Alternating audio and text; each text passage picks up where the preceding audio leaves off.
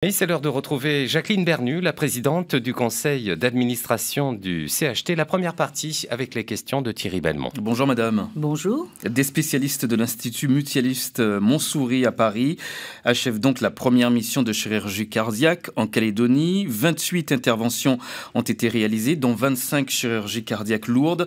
Sur le plan médical, on peut dire que c'est une mission réussie, Jacqueline Bernu? Effectivement, donc sous la houlette du docteur Deboucher, chirurgien cardiaque de l'Institut prestigieux, c'est l'Institut mutualiste Montsouris, nous avons depuis plus d'un an décidé d'organiser cette mission pour potentialiser,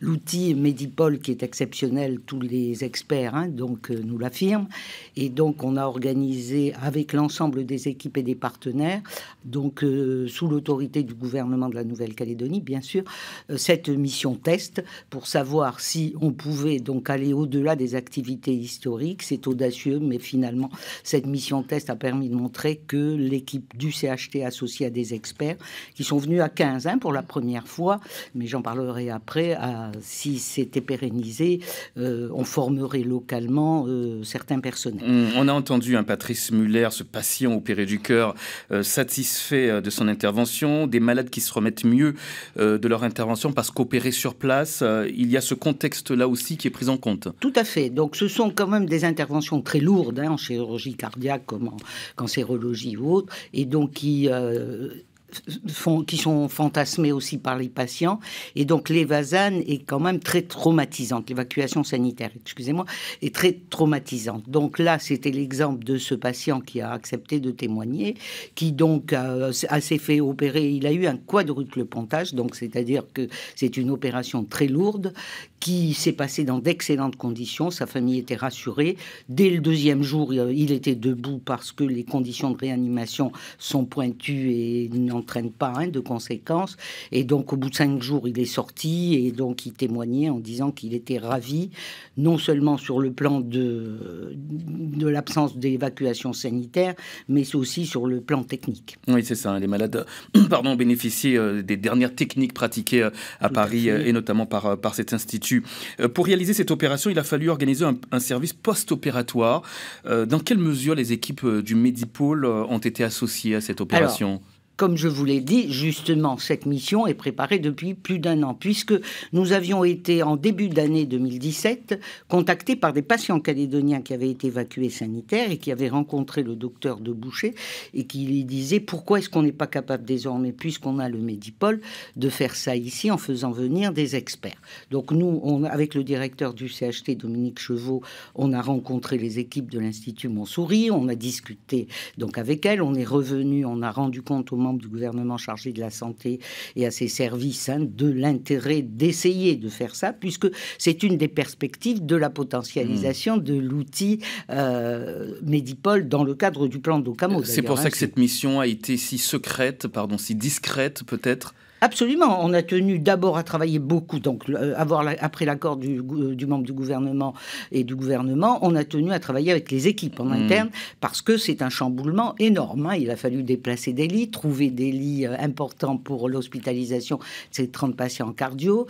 Il a fallu mobiliser les salles d'opération, mobiliser non seulement l'équipe de cardio, mais aussi l'équipe de réa.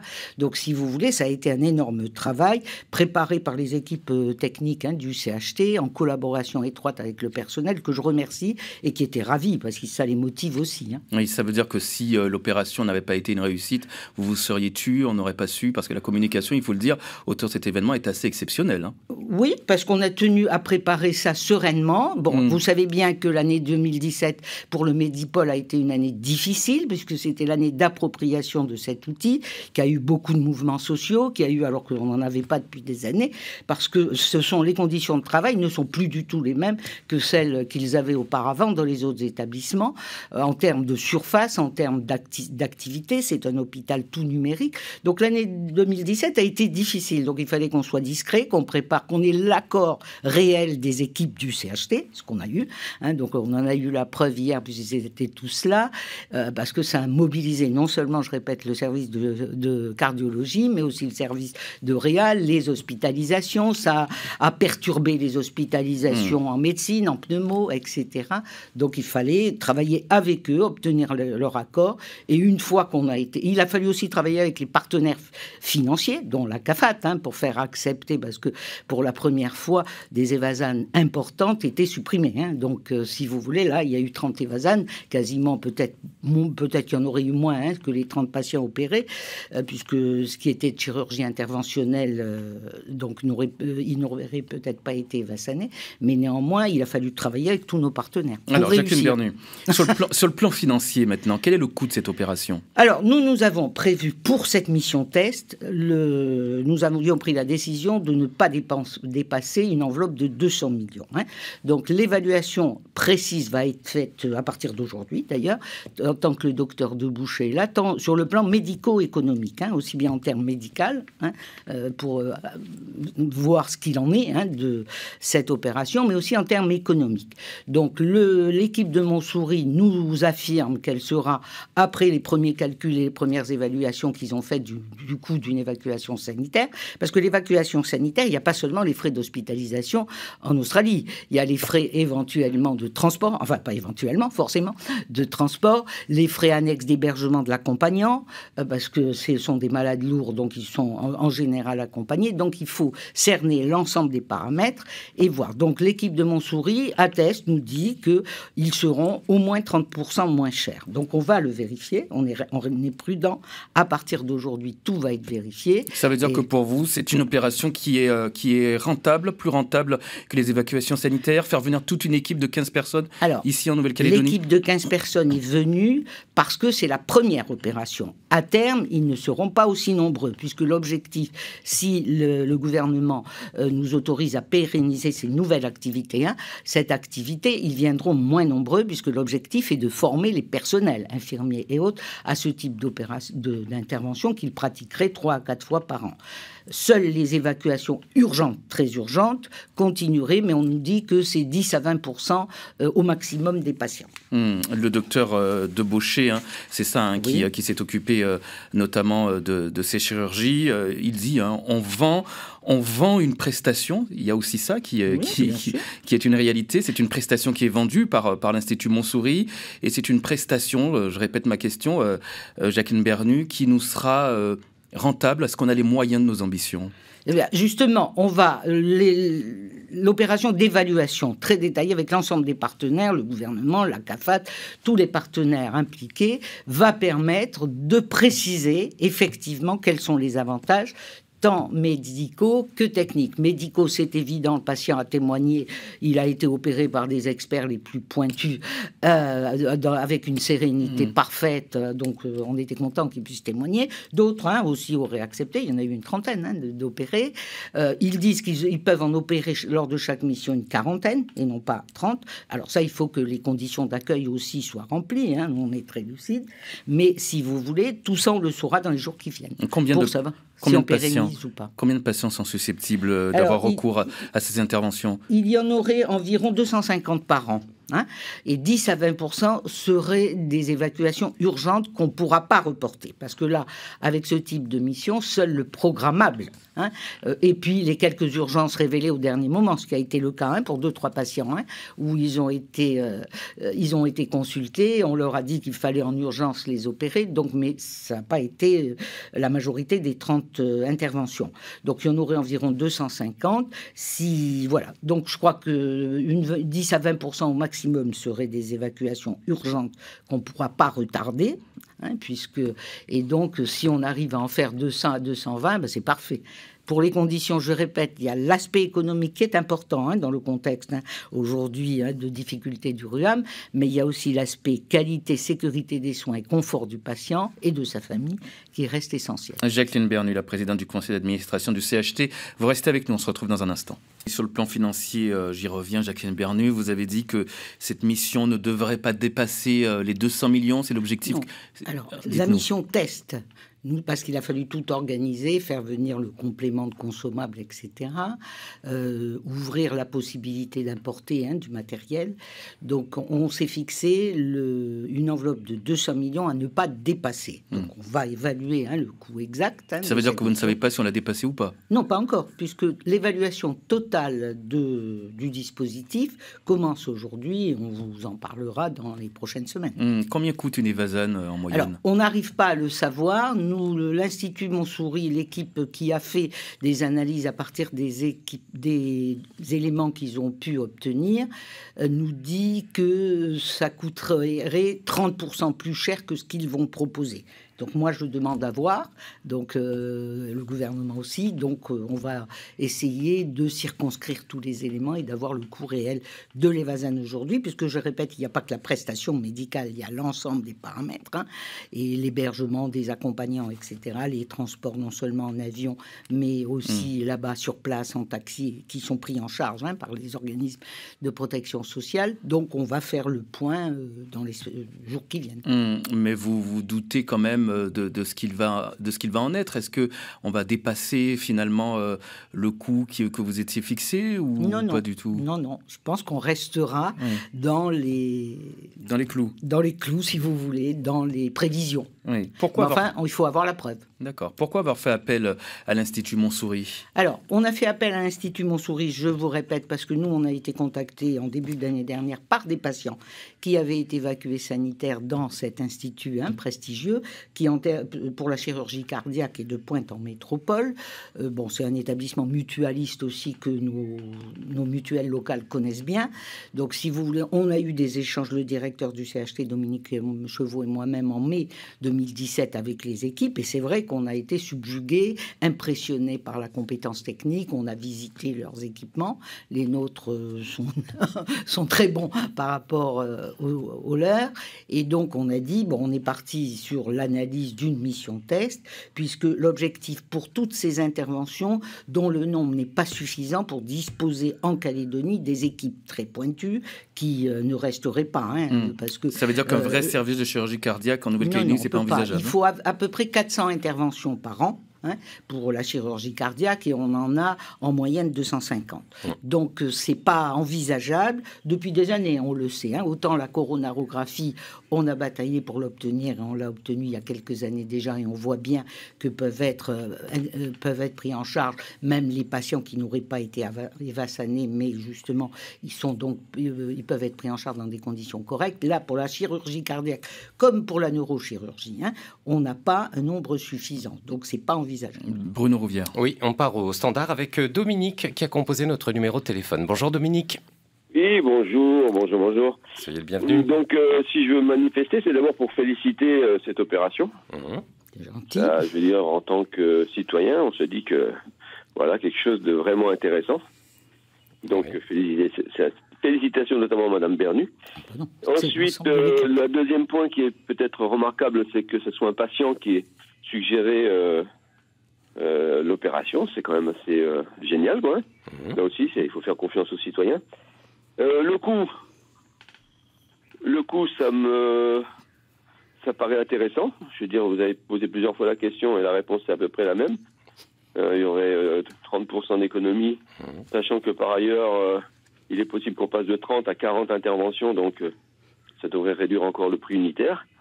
Par contre, ça me paraît étonnant, tout à fait étonnant en tant que citoyen, qu'en 2018, on ne sache pas encore le coût d'une Evasan. Je voudrais savoir pourquoi on n'aurait pas cette information au niveau du territoire, parce qu'on en fait des centaines certainement par an, quoi. Et enfin, Madame Bernu, une question pour vous. Est-ce qu'on peut imaginer des opérations du même type dans d'autres domaines que la chirurgie cardiaque, et puis avoir les mêmes, à la fois la compétence sur le territoire et peut-être des coûts moindres ce qui nous serait profitable. On comprend ce que je veux dire. Merci. Vous devancez ma question, Dominique. Merci Dominique. Jacqueline Bernu. Oui, merci beaucoup, monsieur. Donc effectivement, donc là, c'était l'opération test pour apporter donc la preuve que le plateau technique de dernière génération dont dispose désormais la Nouvelle-Calédonie était apte à accueillir ce type d'intervention. Donc l'objectif, c'est d'essayer toutes les pistes possibles. Donc en ce moment, on étudie à bas bruit, mais on le fait avec la direction du CHT, la possibilité de faire venir des spécialistes pointus, par exemple en oncologie interventionnelle, pour pouvoir pratiquer localement toutes les évacuations, toutes les interventions qui ont lieu aujourd'hui par évacuation sanitaire, par exemple la cryothérapie, c'est-à-dire le traitement par le grand froid, etc.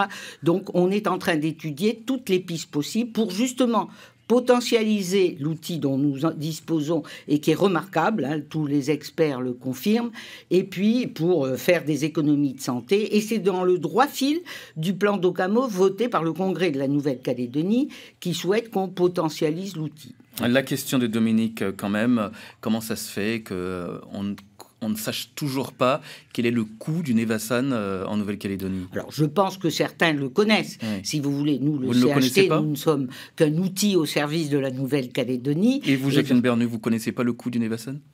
Pas précisément aujourd'hui, je sais à peu près ce qu'il en est, mais je souhaite que l'évaluation soit précise et qu'on sache exactement pour comparer ce qui est comparable. Et dans l'à peu près, ça donnerait quoi? Je ne sais pas.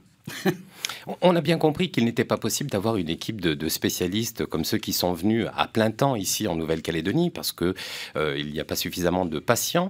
Mais est-ce qu'on peut imaginer une mutualisation des moyens pour pouvoir opérer les patients polynésiens et les patients wallisiens? Si il y avait une sorte d'équipe volante qui se déplace dans le Pacifique avec des spécialistes, une équipe de spécialistes qui aille opérer à Tahiti et en Nouvelle-Calédonie, ça c'est possible ou pas? Alors, on peut l'imaginer dans le cadre de la Fédération hospitalière régionale du Pacifique Sud, hein, donc on a essayé déjà.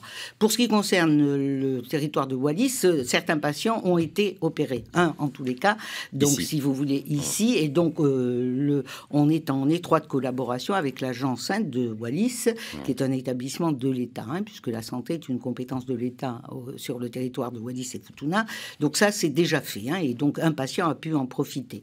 Pour ce qui concerne Tahiti, c'est tout de même à 5000 km, hein, c'est pas la porte d'à côté. Donc, si vous voulez, il y a eu des essais, hein, de potentialisation, de mutualisation de moyens. C'est quand même très loin. Et le projet de faire du Medipôle un hôpital, est-ce que ce ne serait pas rentable également? Alors, le projet, donc ça, c'est un travail que l'on mène à bas bruit, mais que l'on mène et qui avance avec les coutumiers, qui ont ce projet de construire en face du Medipôle sur le site, hein, un hôpital, et ce sera très bénéfique pour tous les patients, même de Nouvelle-Calédonie, parce qu'aujourd'hui, vous savez bien que ceux qui autrefois étaient évasanés en Australie pour de la radiothérapie et tous les frais étaient pris en charge, désormais, comme la radiothérapie a lieu à Nouméa, ils ont des problèmes d'hébergement, ils ont des problèmes pour tous les patients qui habitent très loin. Donc l'hôpital est absolument nécessaire pour les années à venir, pour les patients de Nouvelle-Calédonie aussi, hein, donc pas seulement pour des patients de Wallis et Futuna ou d'ailleurs. Alors, donc, autre dossier quand même qu'on va aborder très rapidement, Jacqueline Bernu, le système de santé calédonien doit être repensé en profondeur. C'est ce que dit en substance l'IGAS, l'Inspection Générale des Affaires Sociales, qui a présenté son rapport il y a quelques jours. Ça veut dire quoi, Jacqueline Bernu, qu'on est arrivé au bout du bout de ce que pouvait supporter la CAFAT et le RUAM? C'est un système de santé en Nouvelle-Calédonie qui, sur les 30-40 dernières années, depuis le rapport Kouchner, s'est considérablement développé, hein, puisqu'on dispose de techniques de pointe, puisqu'on a des établissements désormais hospitaliers modernes, hein, que ce soit le CHS Albert Bousquet, désormais donc le Medipôle, ou l'hôpital du Nord qui va ouvrir en août et dont le gouvernement prépare donc l'ouverture. Mais la question c'est, est-ce qu'il faut effectivement repenser pour ne pas aller droit dans le mur? Oui, tout à fait. Et les propositions des inspecteurs généraux sont très intéressantes. Hein. Même pour la gouvernance, parce que l'IGAS a émis de sérieuses critiques vis-à-vis de la gouvernance de la CAFAT, notamment. Critiques justifiées? Moi, je pense que les orientations proposées par les IGAS ont été accueillies très favorablement, c'est pas un hasard, par tous les partenaires. Ils nous les ont présentées, si j'ai bien compris, au Congrès, à tous les groupes politiques, etc., à tous les partenaires impliqués. On a, à la CCI dernièrement, au grand public, on a quand même un accueil enthousiaste, ça veut bien dire quelque chose. C'est vrai que ça coinçait énormément et que désormais, il faut contrôler les dépenses de santé. Le dernier plan de maîtrise des dépenses de santé, qui n'était pas qu'un plan comptable, date tout de même des années 94. Ça veut dire que la gouvernance à la CAFAT a failli à sa mission. Jacqueline Bernu, on parle quand même dans le rapport, c'est dit clairement le mot déficit de pilotage en parlant de la gouvernance. Moi, je ne me permettrai pas, moi je suis présidente du CA, je ne me permettrai pas de porter un jugement sur ce qui se passe. Simplement, effectivement, en tant que présidente du CA, donc je peux dire que les IGAS, leurs 35 propositions sont très intéressantes. Je crois qu'on est arrivé à un moment pour la politique de santé où il fallait faire le point. Pour que le plan d'Occamo, qui est très intéressant à long terme, puisse être appliqué, il faut une gouvernance adaptée, c'est clair, autrement c'est compliqué. Et donc, gouvernance adaptée, vous dites, donc ça veut dire que la gouvernance, pour l'instant, ne remplissait pas sa mission? Non, je crois qu'elle a rempli au cours des dernières années. Moi, je ne porte pas de jugement de valeur. On parle aussi de déficit d'autorité en parlant de cette gouvernance. Oui, non, mais eux, ils ont peut-être des éléments dont je ne dispose pas. Ils sont libres donc de leur proposition. Nous, si vous voulez, c'est vrai que financièrement, on voit bien que nous avons des sommes fabuleuses O2E1 non rentrées, alors que le budget est équilibré, que la communauté médicale a accepté que pendant plusieurs années, donc à partir de 2018, il y a un taux directeur de 0, pour justement, puisqu'elle a été largement donc servie au cours des années précédentes pour préparer l'entrée au Medipol. Donc, si vous voulez, on a près de 13 milliards dehors. Ça veut bien dire que les financeurs ne peuvent plus financer. Merci, donc, Jacqueline il faut Bernu. revoir le dispositif en entier. Il faut revoir le dispositif en entier. Ce sont les mots qu'on va retenir. Merci beaucoup d'être venu à notre micro ce matin. Je vous en prie, merci.